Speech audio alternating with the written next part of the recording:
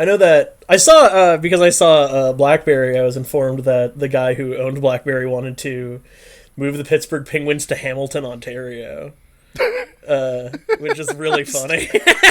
Yeah, the other night we were talking about that. So yeah, BlackBerry, the new Matt Johnson movie. Yeah. I still got to see that because I love Matt Johnson. That's a funny detail because it's like because if you know NHL, you're like, well, that didn't happen. And then, like, the NHL is like, yeah, of course you can't do that. And he, like, flips out. You can't do that. It's like, no, you can't move a team from Pittsburgh to Hamilton, man. Would that run into issues? Would that run into issues with it being out of the country? I don't know how this shit works. So I don't know about that, but the way it was presented in the film, which I don't know if it's true to reality, is that the problem was that he was buying it with the intent of moving it without disclosing that, and then that sort of came out in the process of him trying to buy it, and they were like, well, then you can't buy it because you just like deceived us about what you were going to do. Like, so you know. Does Matt Johnson play any of the characters in BlackBerry, or is he actually behind the camera? He plays a character that apparently is. I mean, whatever. I looked a little bit into it after I saw the movie. Apparently, the character he plays has the name of a real person, but is like so different that he might as well be an original character. He's playing his usual Matt Johnson character. That's what I was gonna say. Is like I couldn't imagine Matt Johnson, and Matt Johnson plays Matt Johnson in movies. Yeah, that's what he does. Yeah, he plays like one character. Yeah, in all, and it's a really good character, and that's why it works. But yeah, I mean, one of the things is that I was disappointed was that I kind of wished that instead of Jay Baruchel, that he had just cast Owen Williams again as the other guy who started the company, because then it would have felt much more in continuity with his other two movies. Which are just him and I mean, but again, like, what's his name? Those other two movies, they're also playing characters named Matt Johnson and like Owen Williams, so maybe he wanted to like save that for like, I know he had another project that got fucked up because of COVID. Like he was like I think even was like partway into production for a movie that just got totally scrapped because of COVID. And that sucks. So maybe he just like has in his back pocket that he's like, oh, I don't want to do that until I can make another one of those movies that are just the Matt and Owen movies. Yeah, like I don't know, like that kind of like duo. I rewatched Operation Avalanche. I actually liked it a lot more the second time watching. I love Operation Avalanche. That is really funny movie. It is fun because I saw an interview with him where he admitted the thing that I said, which is that the movie takes place in America and they're clearly Canadian. And yeah, I know. Yeah, it's when he was. It is. I think that is a thing I would tell people before watching it: is do not treat this as like it's trying to be historically accurate remotely. I mean, you have these like, because it's supposed to be happening in the '60s, but they're like, "Oh, come on, bro." They have like intense accents. Also, like they really sound Canadian. Some Canadians just have like a very neutral accent, and they don't. Like they really sound like they're Canadian. And they sound Canadian, yeah. Yeah, and it really like they're full on. They're saying a, they say a boot, like everything. Like, and that's like it's rough that they're supposed to be like, we're CIA agents. We're going down to Florida. Like, let's see. I'm playing it up there, but it's like it's rough. No, but I think it adds a lot to it because I don't know, because it's a funny movie first and foremost. Yeah, it's like a comedy. Primarily, like it's a comedy and it does that well. It's a dark comedy, right? But he said it was an interview that he was doing for the cycle around BlackBerry, and he said that after one of the screenings, someone came up to him and said, "Here's something I didn't understand about the movie. Why were Canadians working for the CIA?" And he said, yeah, in retrospect, he said, I didn't even realize, he said, like, I didn't even realize we sounded that Canadian until, like, after people told me.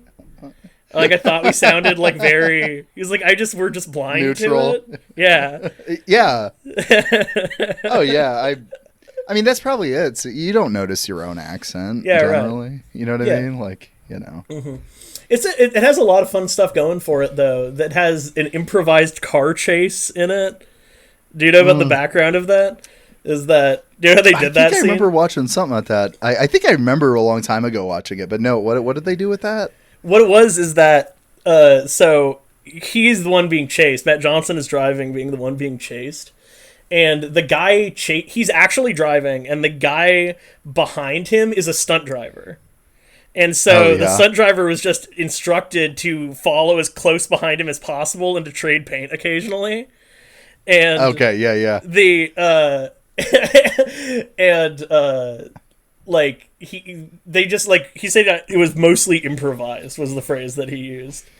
And someone asked him, he was like, well, because major studios will spend weeks like planning out like a car chase. And he said, because he said, that's because they value the life of the driver.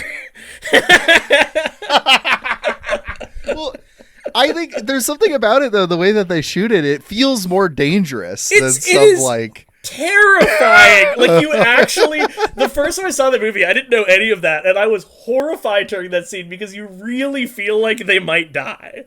Like,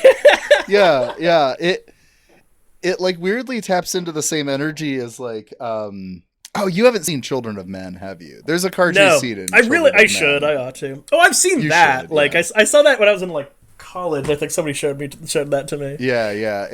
There's something about just the single shot car chase scene where it kind of feels like this isn't getting faked. This is like actually happening. Is like a really, I don't know. It's one of my favorite things. Yeah. It is. It's pretty dope. Well, hold on. We're talking about movies, and there's something I told you ahead of time that I wanted to bring up. Which is, what is up with all of these Italian fucking movies that you've been watching? You've not, because you haven't been watching like Fellini. You've been watching like okay, fuck off. No. I'm sorry. I'm teasing you a tiny bit, but I'm genuinely curious because I don't know anything about this. I watched some Roberto Rossellini. I watched some of the the people you're supposed to watch a little bit, but that's not what I'm talking about, and you know. No. So what you're talking about is horror and exploitation movies, correct, Italian horror and exploitation. Okay, yeah. So like the intro to what happened here is like, do you know much about exploitation movies in general? I only know like a little bit. Yeah, so like Roger Corman.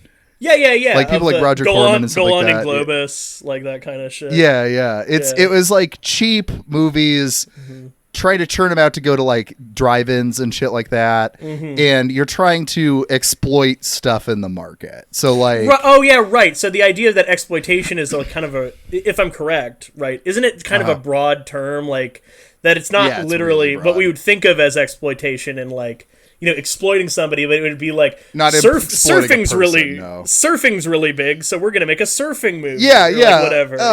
People have been really into the beach this year. Let's try to make a bunch of movies about teenagers at the beach. Like shit like that. Right. Or then getting into this is what gets I don't want to say attractive because it's also upsetting, but like why they become interesting is they also shamelessly capitalize off shit that like no one would put in a movie.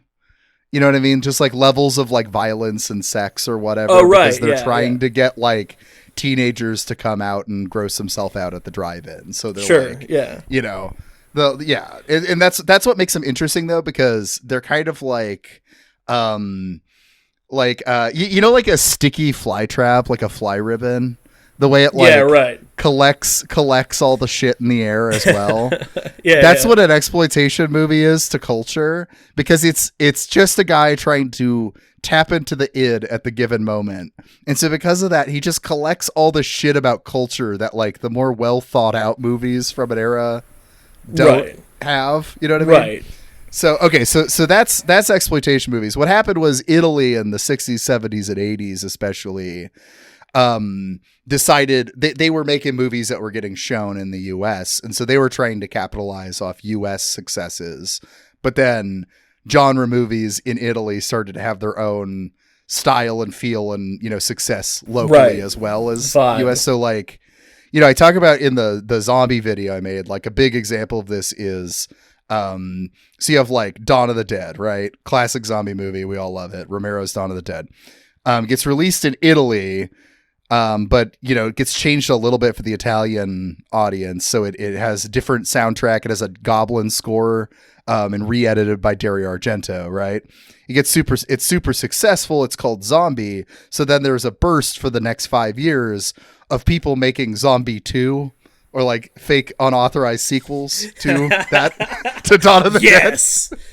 And that's the shit I'm into. What it reminds me of is that this was a preview for a Patreon only episode. So check out the show notes if you want to hear more.